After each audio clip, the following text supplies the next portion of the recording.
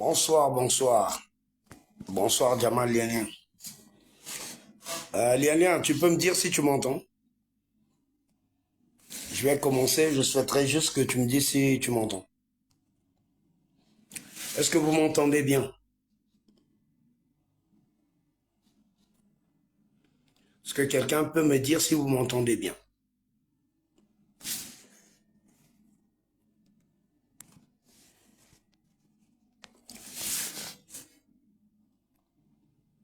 Ok, merci beaucoup. C'est très gentil. Donc bonsoir, bonsoir la communauté, bonsoir la famille, bonsoir l'Afrique. Je ne vais pas parler long, mais je vais être direct et bref. Parce que nous assistons à l'assassinat et au meurtre de notre nation, impuissant,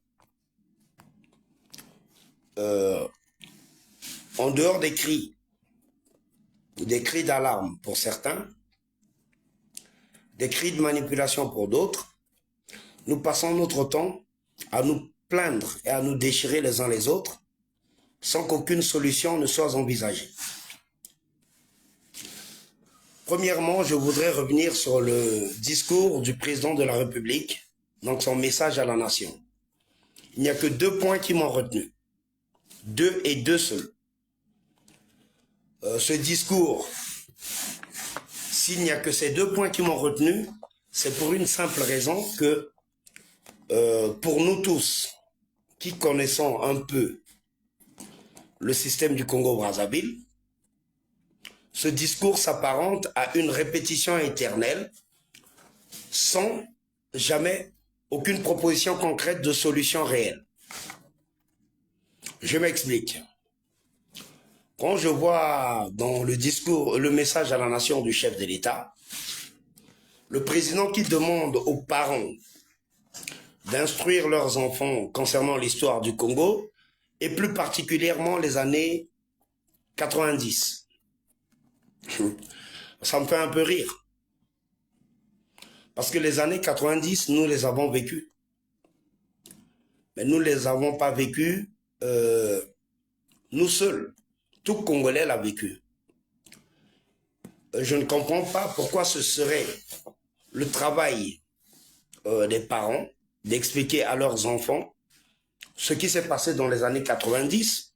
Parce que politiquement, il y a eu une bande d'escrocs qui ont manipulé la jeunesse à ce moment-là, dans les années 90, qui nous a conduit même à une guerre civile, une guerre autodestructrice, qui a emmené les Congolais à la mort, à l'abattoir. Nous avons vécu de juin 97 à octobre 97 de la même année, une série d'événements. N'oublions pas les événements de 93, qui demeurent dans tous ces conflits des événements fratricides. Puis il y a eu 98, manipulés toujours par les mêmes hommes politiques qui nous dirigent encore aujourd'hui pour certains, et d'autres sont partis. Les parents doivent expliquer l'histoire. Nous ne savons même pas pourquoi les parents doivent le faire. Parce que l'instruction émise dans ce pays, c'était dans ce but. Donc, en tuant l'école, c'est un aveu d'échec de la part du chef de l'État, comme quoi l'instruction n'existe plus au Congo. Nous devons revenir à nos valeurs d'antan. Mais pour y revenir, il faut que le système politique suive. Or que le système politique congolais est corrompu, détruit, rempli de saleté, d'ignominie, d'abomination, une pâle copie de ce qu'était hier le colon. Le Congo n'appartient à personne. ni à un clan, ni à une famille, ni à personne. Éducation s'il y a, l'éducation part avec les valeurs sociales. Or que la politique congolaise d'aujourd'hui a détruit même les normes les plus éphémères de la société, les normes les plus basses. Le Congo est devenu un pays de voyous, de gangsters. De gangsters à la solde des multinationales et des entreprises étrangères, des étrangers, tout en négligeant le bien-être de la population. Il est temps d'ouvrir les yeux, mes frères et sœurs. Nous rêvons encore. Non, les parents peuvent bien expliquer, mais c'est à l'État d'écrire l'histoire qui doit être expliquée en cours d'histoire géo et non de continuer à nous faire bouffer l'histoire coloniale et dictatoriale du néocolonialisme vendu en Afrique. Ça, c'était le premier point. Je développerai plus tard. Et je voudrais préciser que tout le monde a le droit d'intervenir, de poser sa question. Je répondrai dans la mesure du possible. Restons courtois, polis. Nous ne sommes pas là pour une guerre, mais pour parler de notre nation, de notre pays et de notre continent. Ceux qui sont de bonne volonté et qui croient que nous devons faire avancer les choses peuvent intervenir à des fins utiles dans un sens positif. Le deuxième point, c'est que j'ai vu que le chef de l'État demande aux Congolais de serrer la ceinture. Il n'a pas tort de le demander. Je le vais dire pourquoi. Nous sommes le peuple le plus amorphe.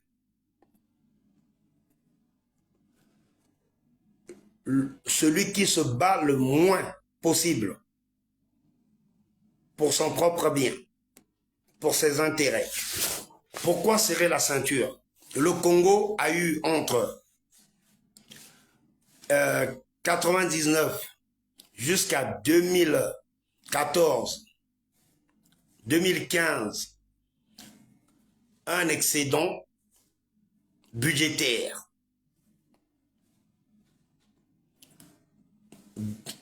que beaucoup parlaient de 14 000 milliards des générations futures qui ont sciemment disparu sans aucune sanction, ni enquête,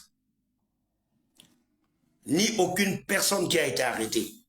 Aujourd'hui, on demande encore aux Congolais de faire des efforts.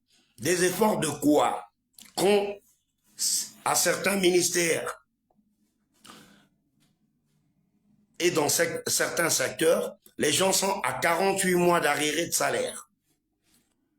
D'autres, 20, d'autres plus que 50. Les étudiants ne sont pas payés. Les retraités ne perçoivent plus leur pension de retraite.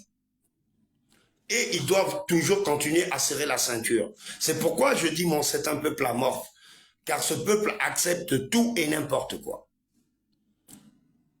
Ce discours est un discours d'insulte envers la nation, envers le peuple et surtout contre les citoyens. Car les citoyens congolais mériteraient mieux que cela pour un petit pays comme le Congo, qui n'a même pas 6 millions d'habitants, bourré de richesses.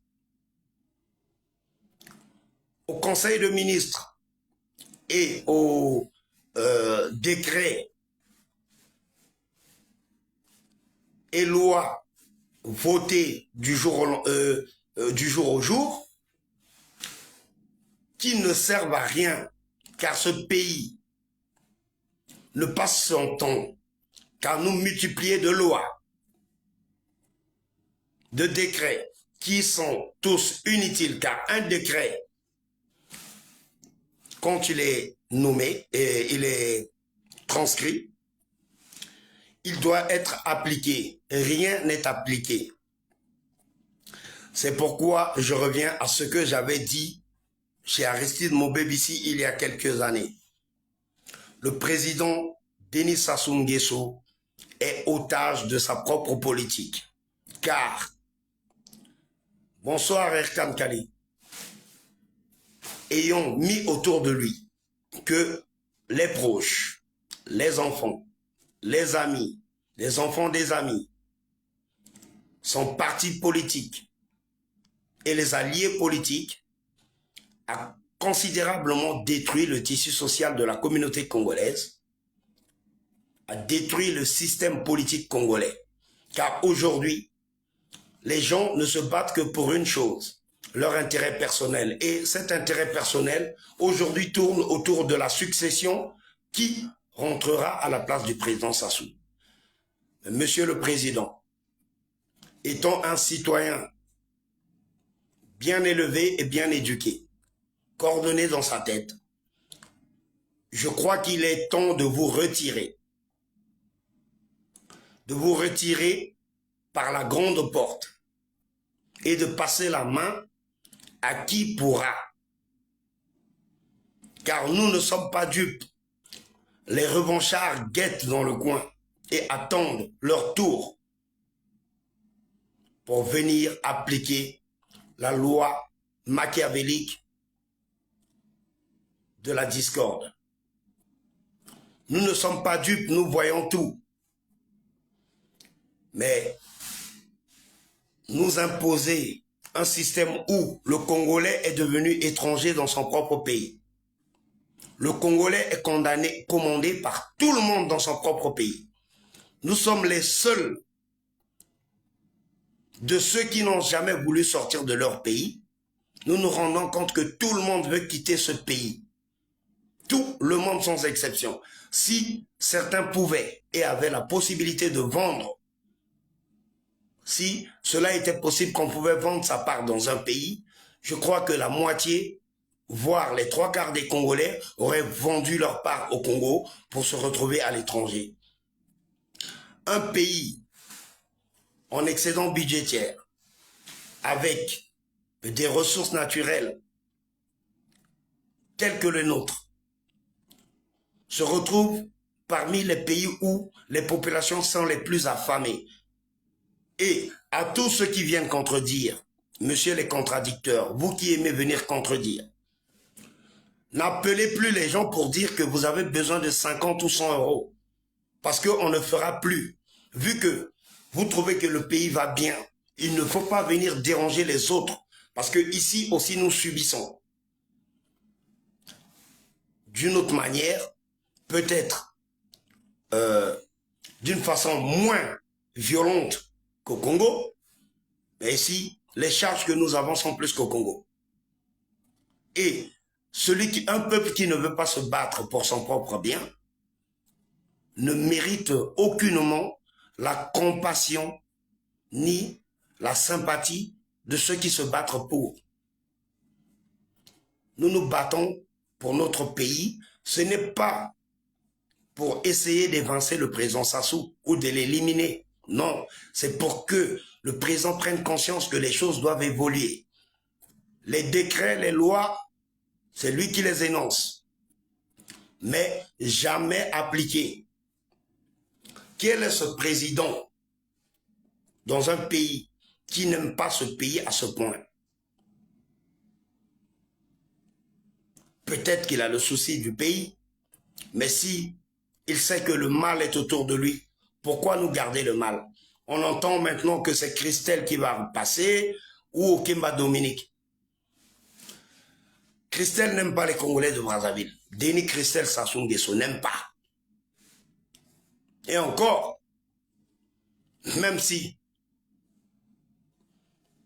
personne n'est contre le fait qu'il se présente, mais le fait qu'il se présente apparaît comme si le Congo était un royaume.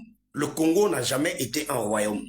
A été un royaume à une époque, mais ce royaume ne s'arrêtait pas à Brazzaville. Ce royaume n'était pas l'actuel Congo-Brazzaville, l'ancien moyen Congo. Ce royaume était plus grand que cela. Denis Christelle Sassou Nguesso, président, en vertu de quelle loi divine? S'il veut devenir président, il aurait dû faire ses preuves et transformer l'échec dans lequel ils ont conduit son père en une réussite, même aussi minime que soit-elle. Les gens l'auraient soutenu. Si les gens mangeaient à leur faim, vivaient correctement, étaient respectés dans leur pays, avaient des droits. Nous sommes l'un des seuls pays où les gens cherchent le visa comme si c'était le dernier sésame ou gagner au loto. Pourquoi? Parce qu'ils ont tous échoué. Ministre de la coopération internationale, qui est allé vendre le pays politiquement à la communauté rwandaise. Le Rwanda n'est pas notre ennemi. Mais le Rwanda, c'est le Rwanda. Le Congo, c'est le Congo. Je ne vois pas un Congolais qui ira décider au Rwanda. Le Rwanda de Kagame, jamais. Je ne vois pas un Congolais qui ira décider au Mali, au Sénégal, au Tchad. Car nous avons accepté le partage de nos territoires par les colons d'hier. Aujourd'hui, nous nous prenons pour des ennemis alors que nous ne le sommes pas. Congolais de la RDC, Congo-Brazza, Gabonais, Centrafricains, jusque même en Afrique du Sud. Nous avons des liens dans toute l'Afrique. Mais aujourd'hui, nous ne pouvons plus nous battre contre les nôtres. Battons-nous contre les politiques véreux. Les hommes et femmes politiques véreux doivent être le combat de demain. Car la jeunesse d'aujourd'hui doit se rendre compte qu'elle est une jeunesse sacrifiée par un pouvoir construit dans le fétichisme, dans la nzimba, dans la méchanceté, pour détruire notre futur. Notre futur ne dépend plus de ces gens, ils ne nous sont pas utiles. Le président Denis Sassou Nguesso a échoué. Toute l'équipe qui travaille avec lui a échoué. Au temps de l'Issouba, nous nous sommes plaints qu'il y avait des arriérés de salaire. Mais ils ne sont jamais arrivés à une cinquantaine ou une quarantaine. Oui, il y a eu des arriérés. De 97 à 2024, si nous comptons bien, ça fait quand même 27 ans. En 25 ans de pouvoir, quand on trouve qu'on n'est pas capable, on arrête. On donne à quelqu'un d'autre. D'autres me disent que le futur président, c'est Okemba Dominique. En fonction de quelle loi divine Okemba Dominique deviendrait-il le président de la République? Il est au-dessus de qui? Oui, c'est le chef de la sécurité intérieure du Congo. C'est un homme puissant, sur le moment même. Mais, je voudrais rappeler au président Sassou, Okemba Dominique et Denis Christel, ceux qui font leur petite guéguerre dans le combat politique pour la succession, n'oubliez pas qu'il y a eu juste en face un président qu'on appelait Mobutu Sese Seko Kukungwendo Wazabanga. Où est-il aujourd'hui? Le pays ne continue pas. José Kongolo Mobutu. Kongolo Mobutu, il est où? Les enfants Mobutu sont où? Les puissants du temps de Mobutu sont où? Vous qui vous prenez pour des gens increvables. Vous êtes des punais increvables. Des hommes tellement puissants que vous croyez que vous ne pouvez pas vaciller. Nous, quand nous parlons, vous nous taxez de traîtres, de vous avoir trahi. Parce qu'on est du Nord, où on est vos enfants, où on est proches. Mais quand ceux que vous attaquez dans l'ombre et dans le couloir comme ennemis se rapprochent de vous, ceux-là sont nourris au lait, au miel.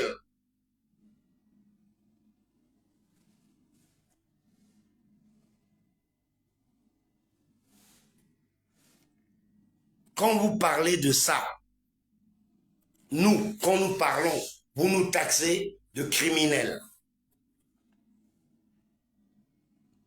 Vous nous parlez de rebelles. Ah, vous nous menacez, nous devenons dangereux. La famille subit parce que nous avons osé vous parler. Et vous croyez que moi, ça me fait plaisir quand chaque appel que j'ai du pays devient dérangeant parce que les gens n'appellent jamais pour une bonne nouvelle, c'est toujours pour se plaindre. Quel est ce pays où les gens ne passent leur vie qu'à se plaindre? Et c'est à tous les niveaux.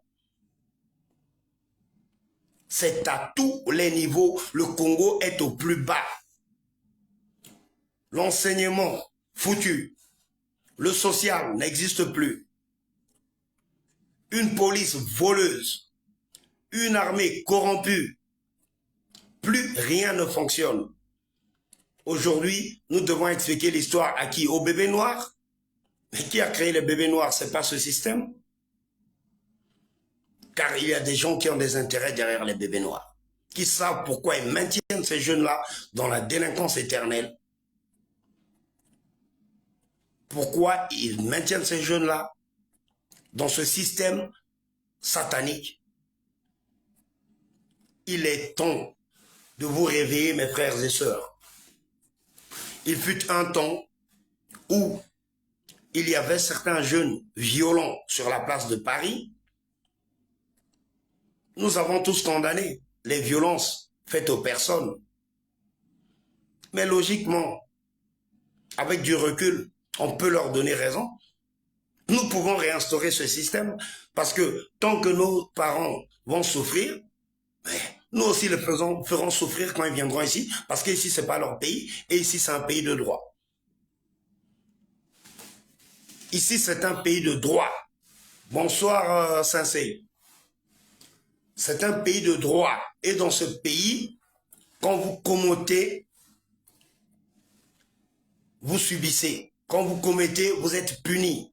La punition, ce n'est pas comme chez nous où tout le monde est passé, on passe au poteau. Et quand on a un joker, on s'en sort. Quand on n'en a pas, et encore, ça dépend à quel niveau de puissance on a. Nous avons vu des enfants de certains généraux, ministres, et même du chef de l'État commettre, sans jamais s'être inquiétés. Monsieur le soi-disant procureur de la République, bienvenue à mon parquet, n'a jamais instruit quoi que ce soit dans ce sens pour aller inquiéter ces personnes. Pendant que plusieurs pays, en partant de l'AES, aujourd'hui le Tchad, le Sénégal, se débarrassent de l'influence néocoloniale pour avoir la souveraineté réelle, le Congo persiste et signe dans le larbinisme politique pour les intérêts de quelques-uns au sacrifice de la population. Il est temps de se lever pour une révolution réelle. Le panafricanisme aujourd'hui est réel. L'AES a ouvert les yeux de tout le monde. Et beaucoup de pays s'alignent. Nous pouvons voir aussi les BRICS ont accepté plusieurs personnes, sauf les pays de la zone CEFA. Demandez-vous pourquoi. Car les BRICS ne souhaiteront jamais être les vassaux de la France. Donc aujourd'hui, je crois qu'il est temps que les Congolais prennent conscience de leur destin. Le pays se meurt à petit feu. À part suivre les distractions des vidéos spectacles où on injurie les gens, ou parce qu'on appelle un tel, ou on dit à un tel, ou on intervient vers un tel, on croit qu'on est puissant, vous êtes encore trompés. Je vous dis, le changement arrive. Il est très proche. Il y aura un grand tumulte dans le Congo. Je vous dis, d'ici aux élections 2026, préparez-vous bien. Et tous ceux qui applaudissent, ne fuyez pas. Nous souhaiterons que vous restiez sur place et que vous assumiez comme nous l'avons fait autrefois. Le Congo se perd parce qu'il y a des accompagnateurs volontaires de leur propre souffrance. Il y a un peuple non instruit et non informé. Seuls au-dessus, les politiques qui manipulent et s'enrichissent sur le dos de la population. Le Congo est un pays et l'un des seuls pays au monde où tous les voleurs sont applaudis. Oui, c'est ça le Congo. Nous applaudissons les voleurs qui sont venus s'enrichir en politique derrière notre dos. Je vais finir en disant une petite partie en Mboshi. Mbalayengi wola la bini Ateyanga Ango Ebere Yedibinile Berabisi Etabinime China Yango Ngongawali Kani Tadjandi Ngabi Kiraya Bini Moradi Boura Opendoro la Biaka Bini te le dit Jessa Muruka et dit Biseva le ta kere kaka bisi la bisi le buni ombo ayingi tina bisi le di le barati li suba di morobe mais obe di bini le kia et pendi bura li suba comme bini le di bura barimaka le wanyama le di bare di tako bini famille buro yebaka bano yebaka onyebo yebaka odimio yebaka tina mbo abinika mbo ya ba titre wa moradi la titre wa mbimoro mais yongongo ngi wala la bini ngi tia la bini kaka bo lekele le bara nzoro tina mbalaye ngombi bisi le doki ambi abiaja kiaka ngati wi dila po yokia dila moro wulaka oko edingi kia yeke ibendi nzoro. Trop c'est trop. Cette fois-ci, à la guerre comme à la guerre, les choses se feront, mais rien ne se dira. Vous allez être surpris. Nous n'allons pas brûler les photos ou brûler les ambassades, comme certains ont fait. Les gens qui ont brûlé la photo du président aujourd'hui sont traités comme des princes. Les gens qui ont brûlé les institutions, pour certains, on calcule, d'autres non. Les gens qui vous humilient et vous ridiculisent sont bien. Maintenant, ceux qui ne parlent pas, vous prenez leur silence pour une faiblesse. Dans le binabino, où il y a un avertissement, Mabé Koti, na zongelisko ba direct, mbalo yo, nganabino, yana kote kosila. Bino tembe, bisonko, bogo mesana.